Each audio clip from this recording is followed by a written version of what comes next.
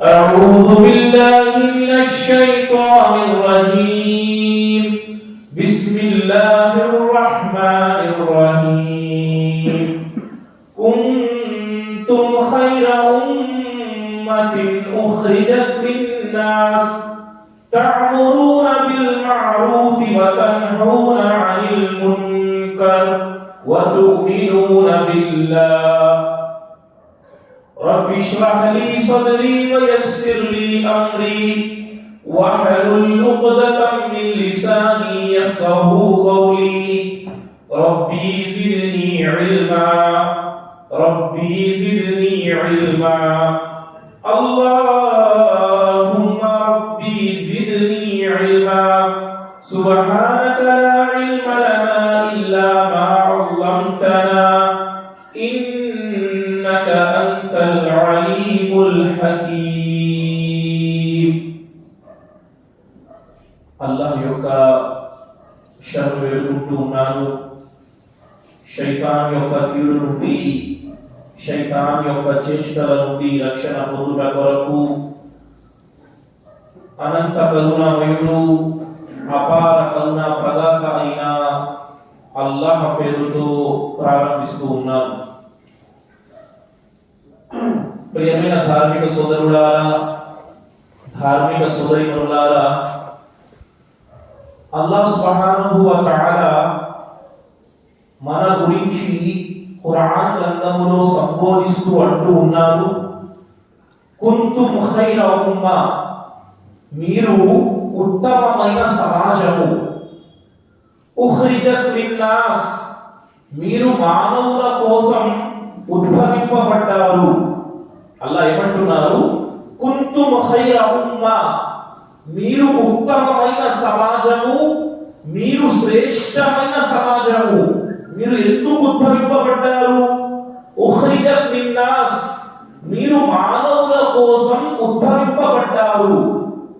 మీరేం చేస్తారు? మీ బాధ్యత అల్లాహ్ తఆలా ఏం పెట్టాడు?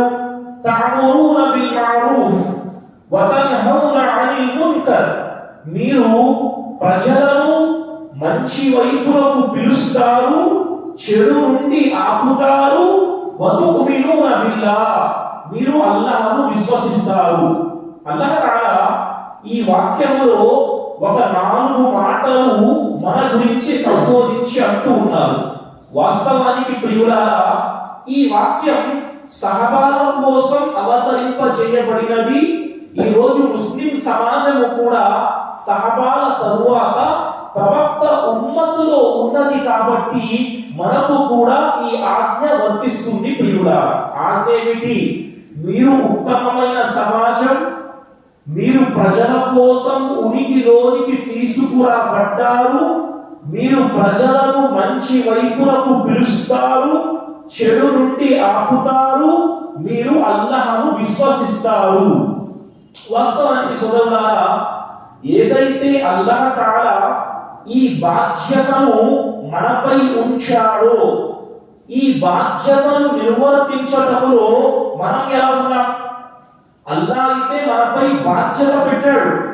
మీరు అల్లాహ్ను విశ్వసించేవారు, మీరు ప్రజలను అల్లాహ్ వైపునకు పిలిచేవారు, మంచిని ఆజ్ఞాపించేవారు, చెడును వారించేవారు. ఈ బాధ్యతను ఈ రోజు మనం ఎంతవరకు నిర్వర్తిస్తున్నాం ప్రియులారా? అల్లాహ్ రక్షించుగాక. ఈ రోజు మన జీవితాలు ప్రియులారా ఫార్మాలిటీ జీవితాలుగా మారిపోయాయి. జుమాకు కూడా ఏదో జుమాకు ఫార్మాలిటీగా రావటం, జుమా ఆచరించటం, వెళ్ళిపోవటం. ఈ రోజు మన జీవితాలలో మనం అల్లాహ్ ఆదేశించిన విషయాల కోసం ఏం చేశాం అని ఎప్పుడైనా ప్రశ్నించుకున్నామా? సహబాలు అనబడేవారు వారి జీవితంలో ప్రతి క్షణములో అల్లాహ్ ఏదైతే వారికి ఆజ్ఞాపించాడో దానిలో ముందు వరుసలో నిలబడి అల్లాహ్ యొక్క ఆదేశాన్ని వారు నిర్వర్తించారు. ప్రియులా, ఈ జీవితం చాలా ముఖ్తసరైంది. ఈ జీవితాన్ని మహాభాగ్యంగా భావించాలి సోదరుడా. ఈ జీవితంలో అల్లాహ్ను ఆరాధించాలి, అల్లాహ్ ధర్మం యొక్క పని చేయాలి. సుబ్హానల్లాహ్. ఈ జీవితం ఎన్ని దశలండి? ఈ రోజు మనం వ్యవహారంలో ఉన్నాం, రేపు తిరిగి ముసలితనం వస్తుంది ప్రియుల, రేపు తిరిగి మరణం వస్తుంది సోదరుడా.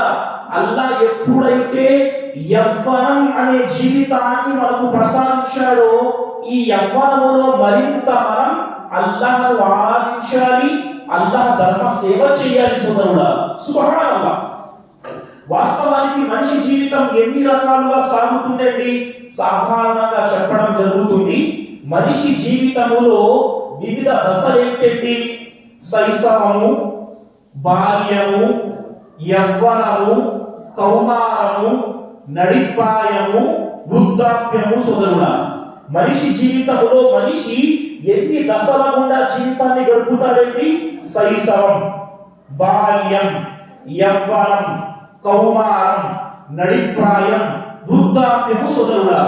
మరి ఇందులో యవ్వనము అనబడే జీవితం, ఈ రోజు మనం యవ్వనం అంటున్నాం, కానీ సహబాలు వారి జీవితంలో 5-6 సంవత్సరాల వయస్సు నుండే అల్లాహ్ మార్గంలో జ్ఞానం నేర్చుకున్నారు, అల్లాహ్ మార్గంలో పని చేశారు సోదరుడా. సోదర సమాజమా, ఇలాగే అనుకోకండి నా జీవితం అయిపోతుంది, ఏదో పూటకు తినేస్తున్నాను, ఏదో చనిపోతాను, ఏదో అయిపోతుంది అని భావించకండి సోదరుడా. మీరు ప్రశ్నింపబడతారు ప్రళయ దినాన. మీకు ఒక్కొక్క మెతుకు పెట్టిన అల్లాహ్ ఒక్కొక్క మెతుకు మీరు తిన్న సమయం గురించి ప్రశ్నిస్తాడు. ఈ రోజు మీరు కూర్చున్నారు, అల్లాహ్ తాలా అనుగ్రహం సోదరుడా. మన మస్జిద్లో కూర్చున్నాం, ఇది ఎవరి అనుగ్రహం? అల్లాహ్ యొక్క అనుగ్రహం. ఈ భూమి, ఈ ఆకాశము, ఈ గాలి, ఈ సూర్యుడు, ఈ చంద్రుడు, ఈ నక్షత్రాలు, వీటన్నింటితో మనం ప్రపంచంలో లాభం పొందుతున్నాం. కానీ వీటిని సృష్టించిన అల్లాహ్ కోసం మనం ఏం చేస్తున్నాం? ఆలోచించండి. నేను ఈ రోజు వరకు ధర్మము కోసం ఏం చేశాను? అల్లాహ్ ప్రశ్నిస్తాడండి.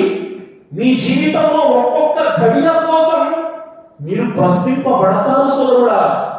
ప్రవక్త సల్లల్లాహు అలైహి వసల్లం అంటూ ఉన్నారు, లా తజూలు కదమా ఇబ్ని ఆదమ యౌమల్ ఖియామతి మిన్ ఇంది రబ్బిహి హత్తా యుస్అల అన్ ఖమ్స్. ప్రళయదినాన ఆదము సంతానం 5 ప్రశ్నలకు సమాధానము చెప్పనిదే అల్లాహ్ ముందు తన పాదాన్ని కదల్చలేడు.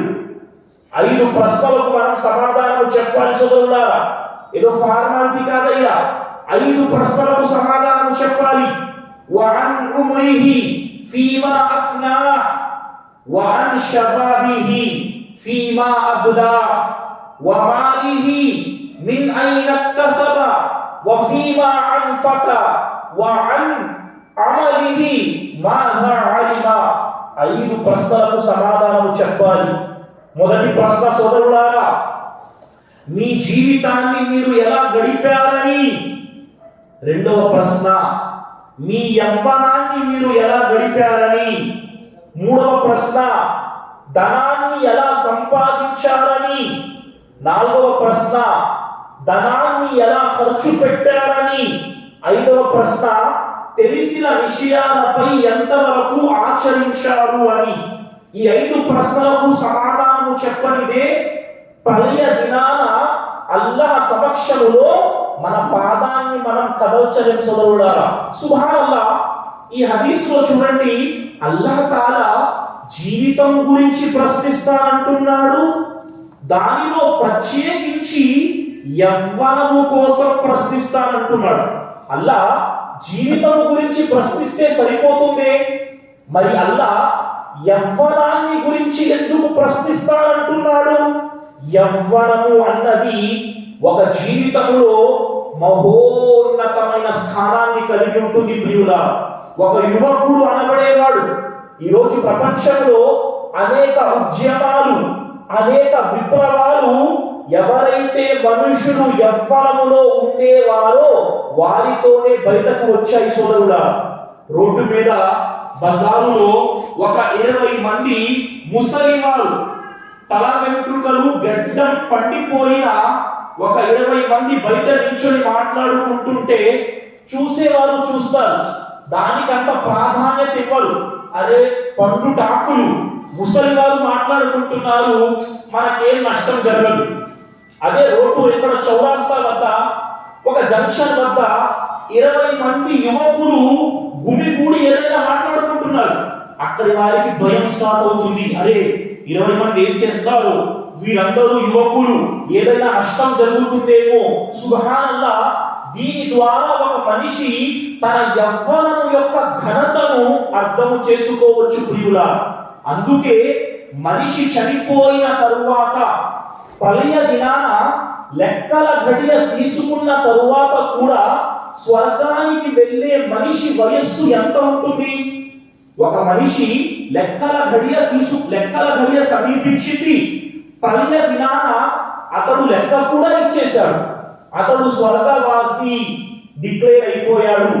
అతను స్వర్గంలోకి వెళ్ళేటప్పుడు ఒక మనిషి 100 ఏళ్లలో చనిపోయినా అతను స్వర్గంలోకి వెళ్ళేటప్పుడు అతని వయస్సు 33 సంవత్సరాలుగా ఉంటుంది. సోదరులారా, దీని బట్టి తెలిసిన మాట ఏమిటి?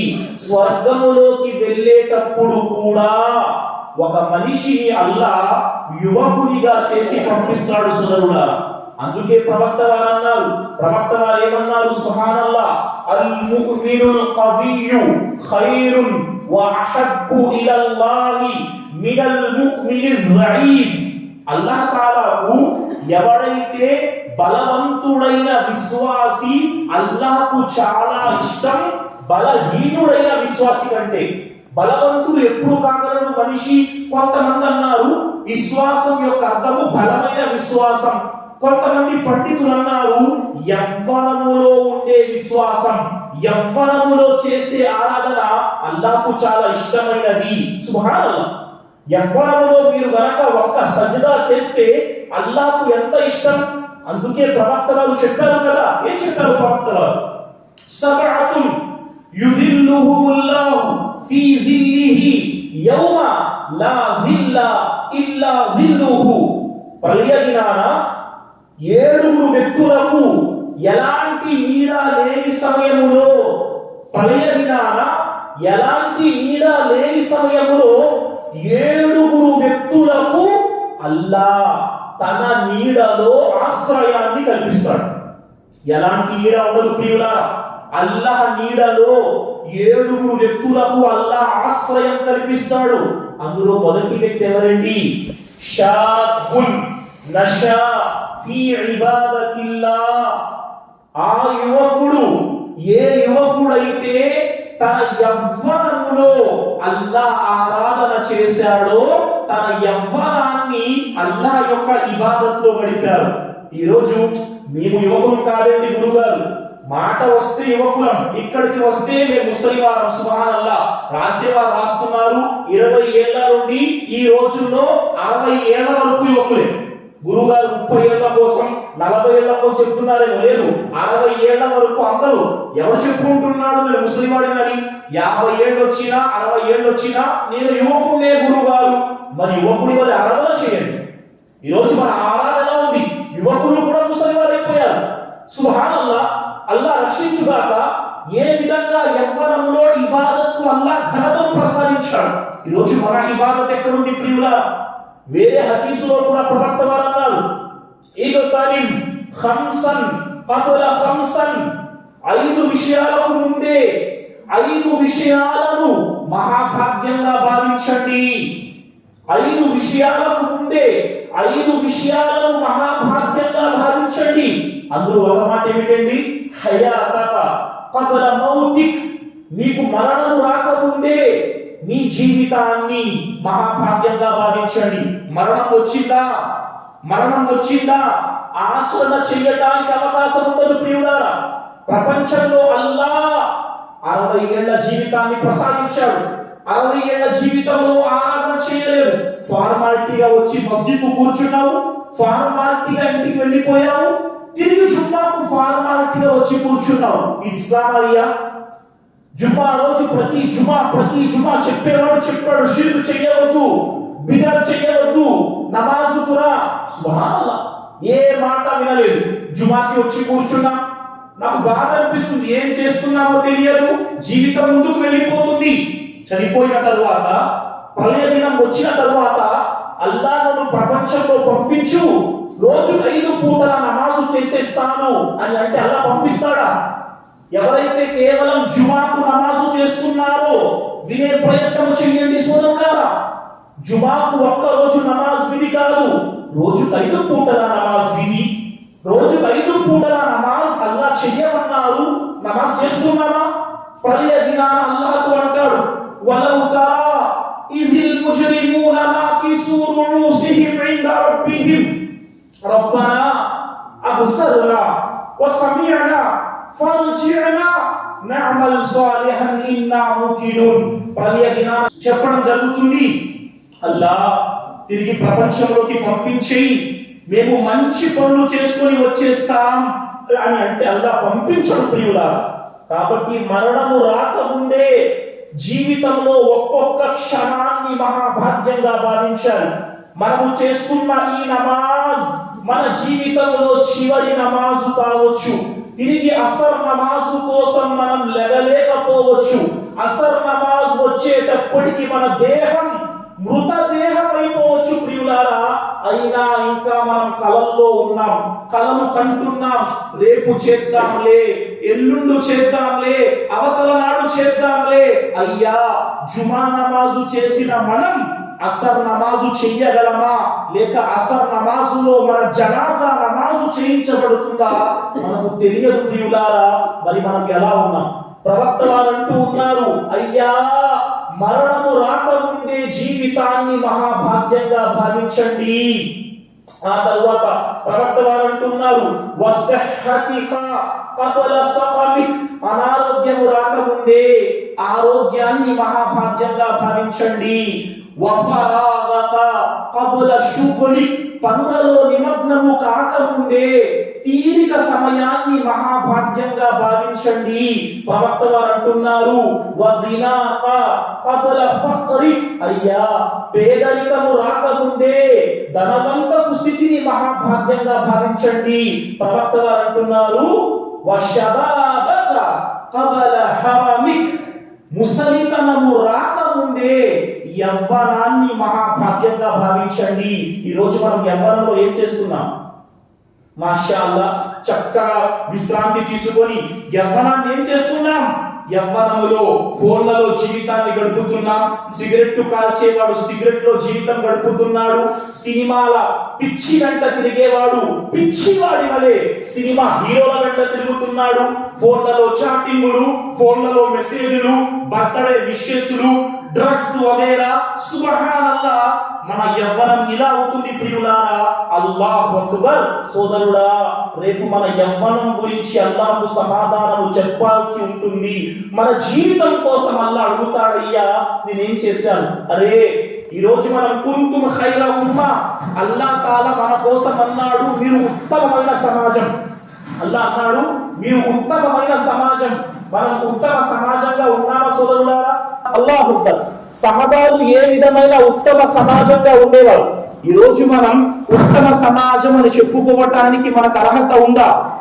మనకు అర్హత ఉందా ఉత్తమ సమాజం చెప్పుకోవటానికి? అల్లాహు అక్బర్. మనం ఏం సాధించాం? చెప్పండి. నా పేరు ఫలానా ముస్లిం అండి, నేను ఒక ముస్లిమును. ప్రపంచంలో ఇస్లాం యొక్క పూర్తి బాధ నా హృదయంలో ఉంది. మాషాఅల్లాహ్, బారకల్లా. ఆ బాధ కూడా లేకపోతే నీకంటే దరిద్రుడు ఈ ప్రపంచంలో ఎవ్వడూ లేడు. కనీసం బాధ. ఈరోజు మాషాఅల్లాహ్ కొంతమంది తమ మనస్సుల్లో, అరే నేను ఇస్లాం కోసం ఏం చేస్తున్నాను, ఆ బాధ కూడా లేకపోతే మనం ప్రవక్త కలిమా చదివి ఎలాంటి ప్రపంచంలో ఏం చెప్పమంటారు? సుబ్హానల్లాహ్.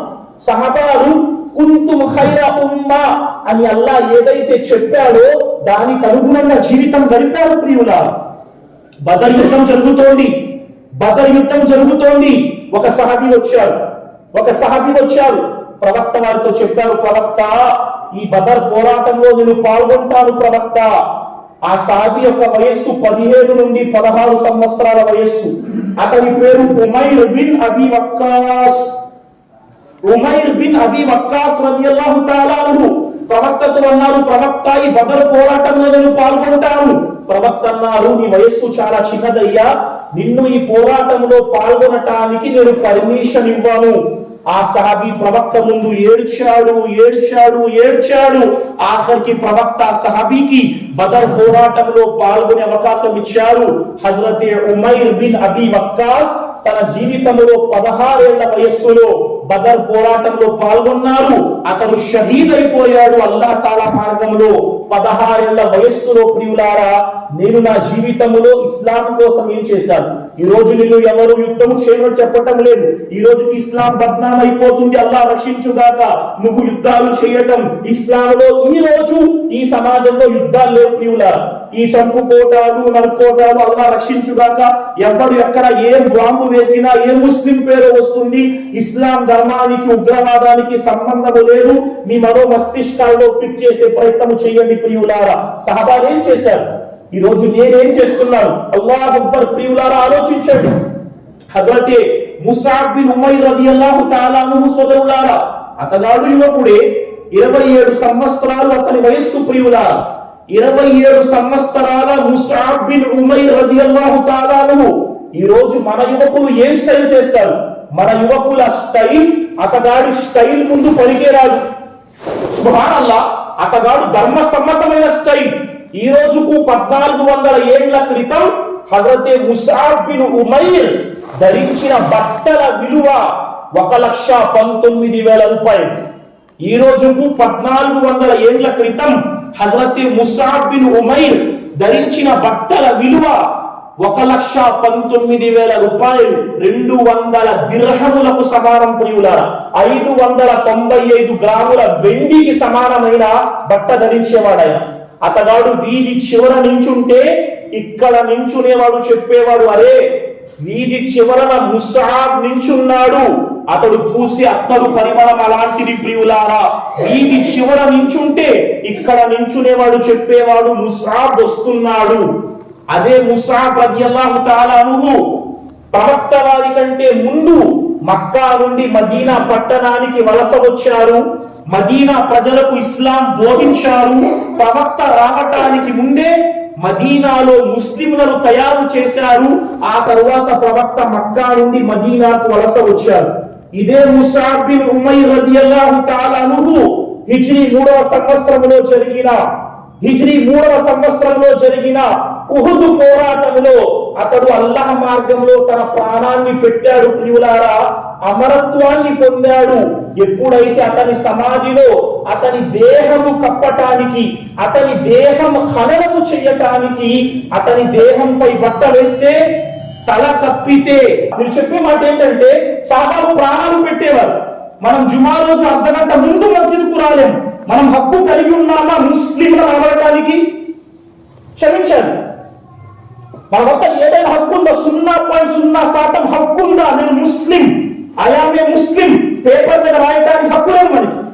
ఈరోజు మన జీవితాలు ఇస్లాంపై ఎక్కడున్నాయండి? ఫార్మాలిటీ ఆరాధన అల్లాహ్ అక్కర్లేదు ప్రియులారా. ఈ రోజు ఎలా ఉంది పరిస్థితి సోదరులారా? ఖైర్, ఏం మాట చెప్పినా కష్టమే. ఖైర్, హజరతే ముసాబ్ బిన్ ఉమైర్ రలియల్లాహు తఆలా అన్హు అతని తల కప్పితే పాదము కప్పటానికి బట్ట సరిపోలేదు. అతని పాదము కప్పితే తల కప్పటానికి బట్ట సరిపోలేదు. ప్రవక్త అన్నారు, ముసాబ్ యొక్క పాదాలపై గడ్డి వేసి కప్పండి. సుబ్హానల్లాహ్. ఏ సహబీ అయితే 1,19,000 రూపాయల ఖరీదైన బట్ట ధరించాడో ఆ సహాబీ చనిపోయినప్పుడు అతని పాదం కప్పటానికి బట్ట సరిపోలేదు ప్రియులారా. ఈ రోజు నేను ఇస్లాం కోసం ఏం చేస్తున్నాను? ఒక నమాజ్ ఆచరిస్తున్నానా? అయ్యా, సహాబాలు ప్రాణాలు పెట్టారండి. సుబ్హానల్లాహ్. ఎండి ఇవ్వకుండండి, నాకు నేను ఇవ్వకుండండి, నా యవ్వనం నాకుంటుంది. సహాబాలకు యవ్వనం లేదా ప్రియులారా? సహాబాలకు యవ్వనం ఉండేది కాదా? హజరతే హంజలా రలియల్లాహు తఆలా అన్హు 24 సంవత్సరాల యువకుడు. 24 సంవత్సరాల యువకుడు, కొత్తగా పెళ్ళైన పెళ్లి కుమారుడు ప్రియులారా. 24 ఏళ్ల వయస్సు. మదీనా పట్టణంలో ఉన్నారు. ఉహుద్ పోరాటం జరుగుతుంది. మక్కా నుండి 3000 మంది అవిశ్వాసులు మదీనాపై దండయాత్రకు వచ్చారు. మక్కా నుండి 3000 మంది అవిశ్వాసులు మదీనాపై దండయాత్రకు వచ్చారు. ప్రవక్త అన్నారు, సహబాల్లారా రండి, 3000 మంది అవిశ్వాసులు మనపై దండయాత్రకు వస్తున్నారు. 700 మంది సహబాలు వచ్చారు. 300 మందిని పూర్తిగా 1000 మంది 300 మందిని అబ్దుల్లా బిన్ ఉబై తీసుకు వెళ్ళిపోయారు. 700 మంది సహాబాలు ప్రియులారా. ఉహుద్ పోరాటం జరిగింది సోదరులారా. 75 మంది సహాబాలు చనిపోయారు. 75 మంది సహాబాలు షహీద్ అయ్యారు. అందులో ఒక యువకుడు ప్రియులారా ప్రవక్త పిలుపును విన్నాడు. ప్రవక్త పిలుపు విన్నప్పుడు తన భార్య వద్ద ఉన్నాడు. కొత్త పెళ్లి కుమారుడు ప్రియులారా. 24 ఏళ్ల వయస్సు. హజరతే హంజలా తన భార్య వద్ద ఉన్నారు. ప్రవక్త పిలుపు విన్న వెంటనే తన భార్యను విడిచిపెట్టి అల్లాహ్ మార్గంలో దుమికారు ప్రియులారా. అదే ఉహుద్ పోరాటములో అతను షహీద్ అయిపోయారు. అమరత్వాన్ని పొందారు. యుద్ధం ముగిసిన తరువాత ప్రవక్త వారు ఎవరైతే అమరత్వము పొందారో వారి దేహాలు వెతకమంటున్నారు. సహబాలు దేహాలు వెతుకుతున్నారు. అందరి దేహాలు కనిపిస్తున్నాయి. 24 సంవత్సరాల హంజలా దేహం కనిపించటం లేదు. కాసేపటి తరువాత హజరతే హంజలా దేహము కనిపిస్తుంది. భూమికి ఎత్తులో గాలిలో వేలాడుతూ అతని యొక్క దేహము నుండి నీటి చుక్కలు కిందకి రాలుతూ ఉన్నాయి. ప్రవక్త వారన్నారు, అయ్యా గసీలుల్ మలాయిక, దైవ దూతలచే గుస్లు స్నానము పొందుతున్నాడు. భార్య వద్ద ఉన్నాడు. గుస్లు స్నానము లేకుండా యుద్ధములో దుమికాడు, షహీద్ అయ్యాడు. గుస్లు ఎవరు చేయిస్తున్నారు? దైవ దూతలు చేయిస్తున్నారు. సుబ్హానల్లా. 24 ఏళ్ల వయస్సు ప్రియులారా. ఈ రోజు నేను ఇస్లాం కోసం ఏం చేశాను?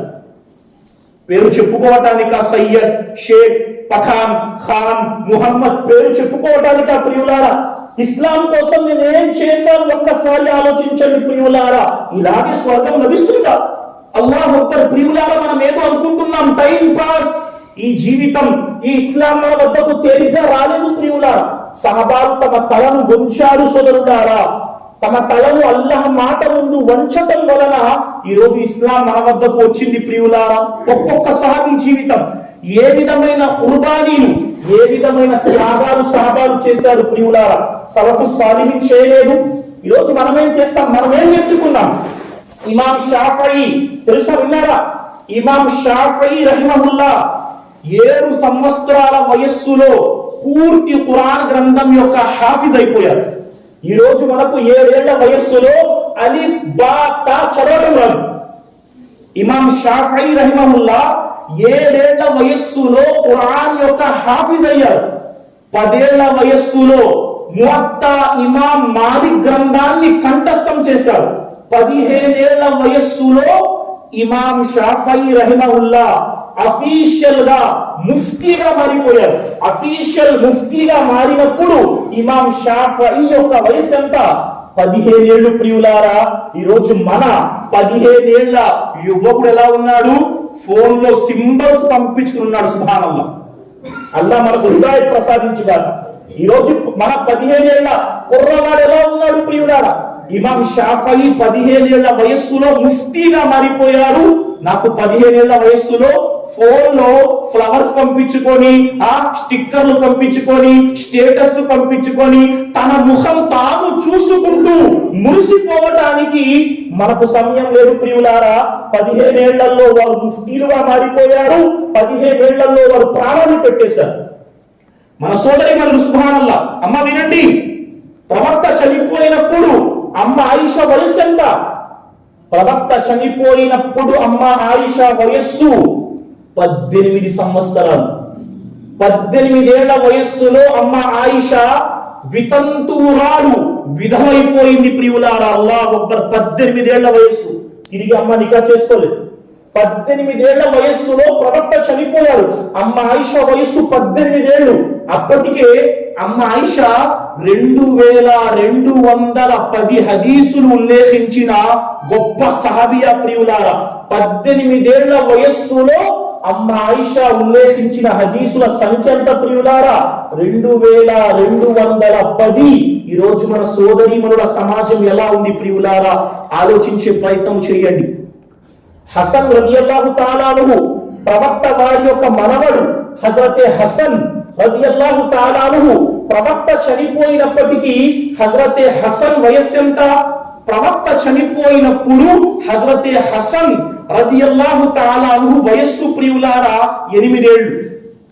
8 ఏళ్ల కుర్రవాడు హజరతే హసన్. ఎన్ని ఉల్లేఖించారు హదీసులు 8 ఏళ్ల వయస్సులో? ఈ రోజు మనం చదువుకుంటున్న హదీసులలో 13 హదీసులు హజరతే హసన్ ఉల్లేఖించారు. అంటే 8 ఏళ్ల వయస్సులోనే తన తాతయ్య నుండి జ్ఞానం పొందేటందుకు హజరతే హసన్ రదియల్లాహు తఆలా ప్రయత్నం చేశారు. ప్రియులారా, సోదరులారా, ఈరోజు మనకేంటి? అహంకారం. నన్ను ఎవరు అడిగేవాడు ఉన్నాడు? ఈరోజు యువకులు ధర్మం యొక్క పని ఏం చేస్తున్నామయ్యా? 15 ఏళ్ల వయస్సులో సహాబాలు అల్లాహ్ మార్గంలో షహీద్ అయ్యారు. ఈ రోజు మిమ్మల్ని షహీద్ అవ్వమని చెప్పటం లేదండి, సంఘ విద్రోహక చర్య చేయమని చెప్పటం లేదండి. మస్జిద్ తో సంబంధం కలిగి ఉండండి, అల్లాహ్ మాట ముందు తల వంచండి, ప్రవక్త మాట ముందు తల వంచండి. ఈ రోజు అల్లాహ్ మరియు ప్రవక్త మాట ముందు తల వంచటం మన వద్ద ఉందా? మన తల ఎప్పటికీ కిందకి దిగదు ప్రియులారా. ఈ రోజు మన తల అల్లాహ్ ప్రవక్త మాట ముందు దిగుతుందా? దిగేవాడే గొప్పవాడు. ఎవడైతే అల్లాహ్ మరియు ప్రవక్త మాట ముందు తల వంచటం, ఈ రోజు మన తల వంగటం లేదు. లేదండి, గర్వం. 6 అడుగుల అందగాడిని, యువకుడిని ఒక 4 నీళ్ల విరేచనాలు పట్టుకుంటే నీ అందం, నీ గర్వం తెలిసిపోతుంది. వేరా ఒక 4 నీళ్ల విరోధాలు వస్తే సుబ్హానల్లాహ్, ఈ గర్వం, ఈ అందం, ఈ యవ్వనం అల్లాహ్ ముందు ఏంటి? మనం అల్లాహు అక్బర్ ప్రియులారా, తల ఉంచుదాం. అల్లాహ్ మాట ముందు తల వంచుదాం, అల్లాహ్ ప్రవక్త మాట ముందు తల వంచుదాం. సుబ్హానల్లాహ్, ఈ రోజు మనం భయపడుతున్నాం. ఈ రోజు ఇస్లాంపై జీవితం గడుపుతూ భయపడుతున్నాం. ఎందుకు? మనలో ఆ ఈమాన్ లేదు ప్రియులారా. సహబాలు ప్రవక్త మాట వస్తే ప్రవక్త మాట ముందు తమ తలను గాని తన నోటిని గాని ముందుకు తీసుకు వెళ్ళేవారు కాదు ప్రియులారా. కాబట్టి నా సోదర సమాజమా, సహబాలు తమ జీవితాలు అర్పించారు యవ్వనంలో. వారు అల్లాహ్ మరియు ప్రవక్త మాట ముందు తమ తలను వంచారు ప్రియులారా. ఈ రోజు మనము కూడా సహబాల వలె అల్లాహ్ మరియు ప్రవక్త మాట ముందు తల వంచితే అల్లాహ్ ఈ రోజు కూడా మనకు సహాయం చేస్తాడు సోదర సమాజమా. కాబట్టి పదండి, అల్లాహ్ మరియు ప్రవక్త మాటను మనం ఆచరిద్దాం, సమాజానికి తెలియజేసే ప్రయత్నము చేద్దాం సోదరులారా. ఏది ఉత్సాహం ఏదయ్యా మనలో? ఏది ఉత్సాహం? ఉత్సాహం ఉందా? సహబాల లాంటి ఉత్సాహం మన జీవితంలో ఉందా? ఏదో మస్జిద్కి రావటం, నమాజు చేయటం, వెళ్ళిపోవటం. అయ్యా, గంటకు 100ల సంఖ్యలో యూట్యూబ్లలో ఇస్లాం వ్యతిరేక ప్రచారం జరుగుతుంది.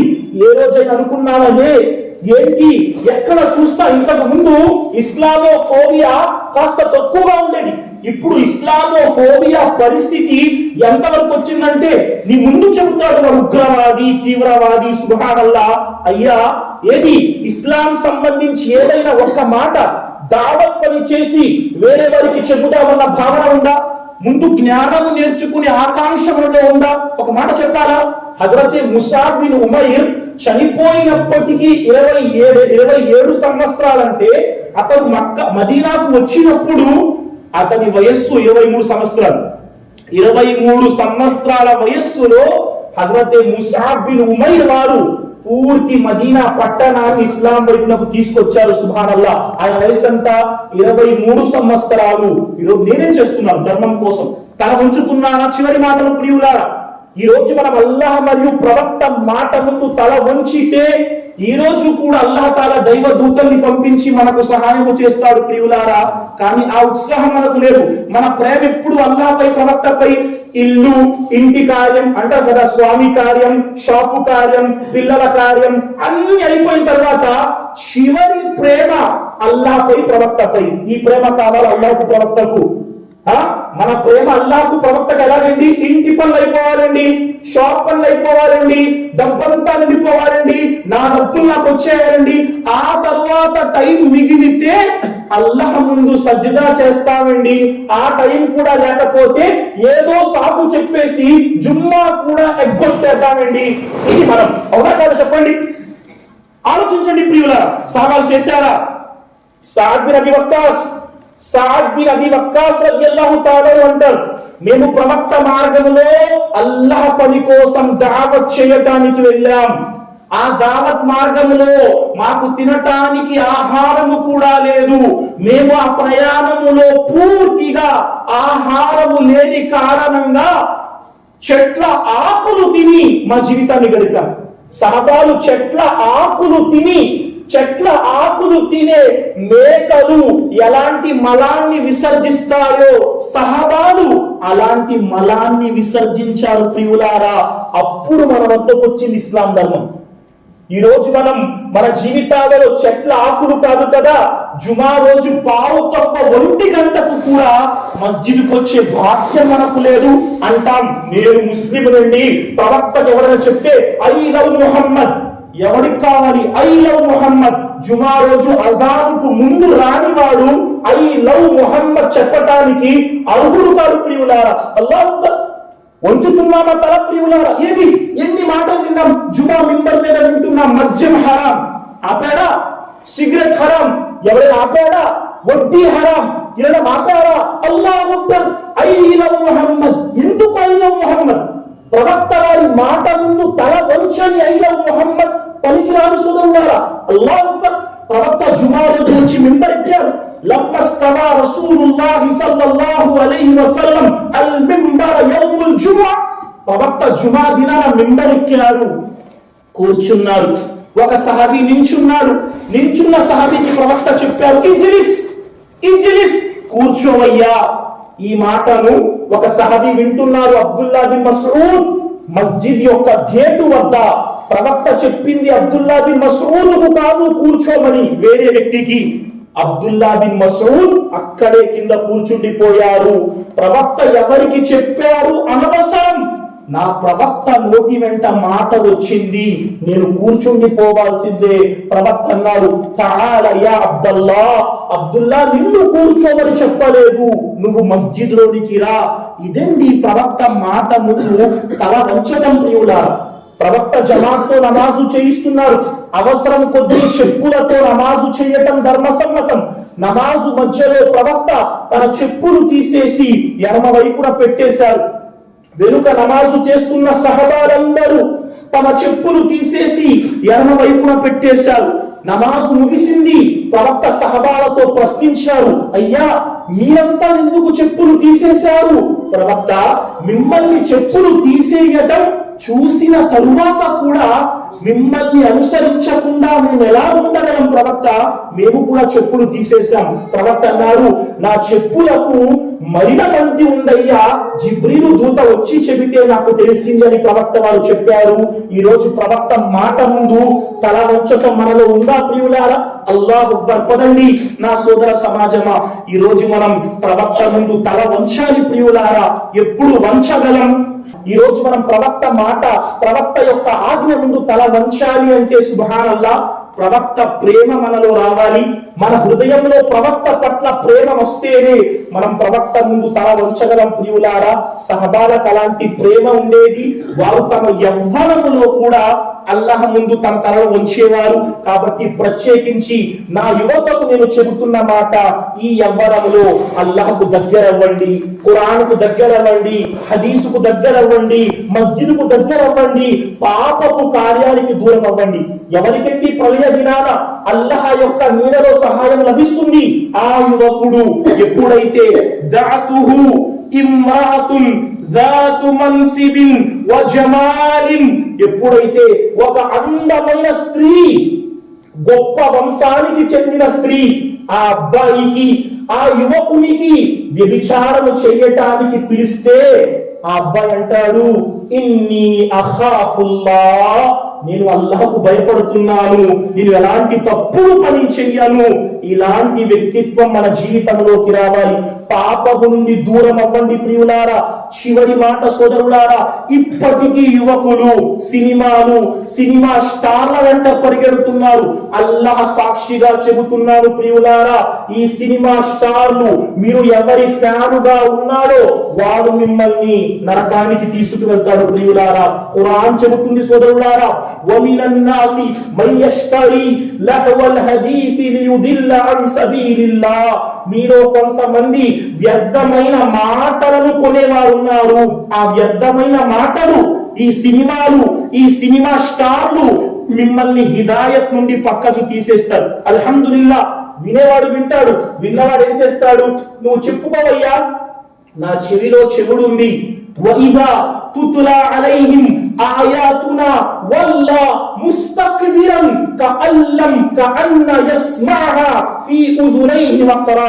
వాడంటాడు, నువ్వు చెప్పుకోవయ్యా, నీ మాట చెప్పుకో, మేము చెవిటివారం, నీ మాట మా చెవుల్లోకి వెళ్ళదు. చాలా మంది ఉంటారు. అల్లా అన్నాడు, ఎవరైతే మాట చెప్పినప్పుడు చెవిటివాడిగా కూర్చున్నాడో ఫబశ్శిరుహు బిఅజాబిన్ అలీం, వాడికి నరకపు శుభవార్తనివ్వండి అల్లా అంటున్నాడు. ప్రియులారా, కాబట్టి మన సోదర సమాజమా, ఈ యవ్వనపు ఆరాధన చాలా అల్లాహకు ఇష్టమైన ఆరాధన. కాబట్టి అల్లాహ్ వైపునకు మరలే ప్రయత్నము చేద్దాం.